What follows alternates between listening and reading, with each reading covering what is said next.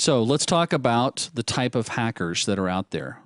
Yeah, believe it or not, besides ethical hackers, we have several different types. The first one we refer to as a black hat.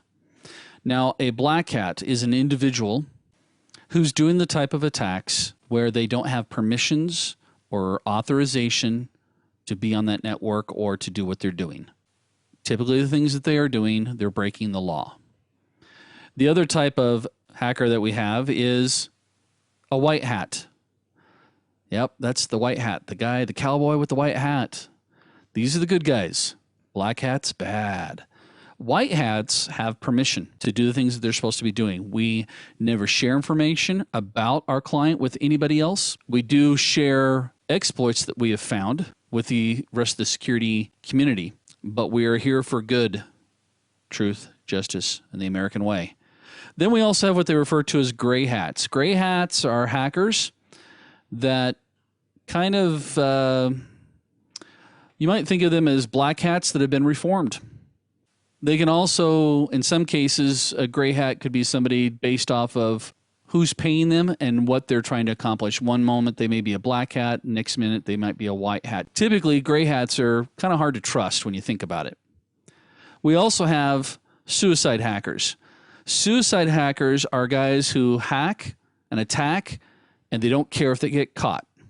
They don't cover their tracks. They are more concerned about carrying out their mission than they are anything else. We also have script kiddies. Script kiddies typically have no hacking capabilities whatsoever. They just saw a YouTube video about how to do something.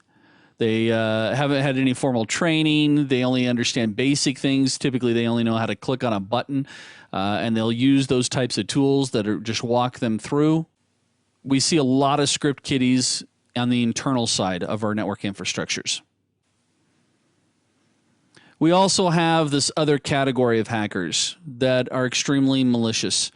These would be spy hackers, cyber terrorists, state-sponsored hackers, which they're typically employed by government agencies or governments, I should say. Obviously, like China, they have a whole division, cyber division inside their military. I'm sure we have one too. Our cyber terrorists, these are guys who are going to be motivated either by religious or political beliefs.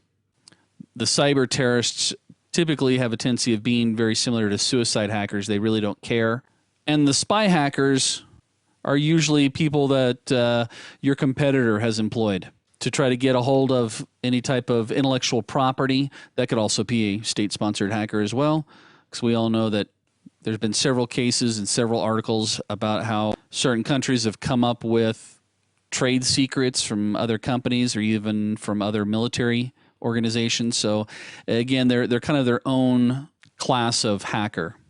So let's talk about this one particular one, or this particular phrase. It's called hacktivism. Hacktivism is somebody who hacks based off of some type of a drive, and that drive could be political, it could be social, it could be ideology, it could be for vandalism, for protesting, to humiliate. There's some type of drive behind that particular attack or that person. When it comes to political agendas, we see this happen quite a bit where they may deface or disable websites. As I mentioned before, we've seen some really interesting things take place, especially when military operations are about to take place. Certain websites may go down. Another great example of, or another way to define a hacktivist or a hacktivism is who are the targets. Again, typically they're government agencies, but they could also be companies. As I mentioned before, one of the biggest targets besides the military and the big companies like Apple and Microsoft, beef.com, the beef industry, tons of hacktivists, from animal rights activists. We also see eco activists go after certain industries.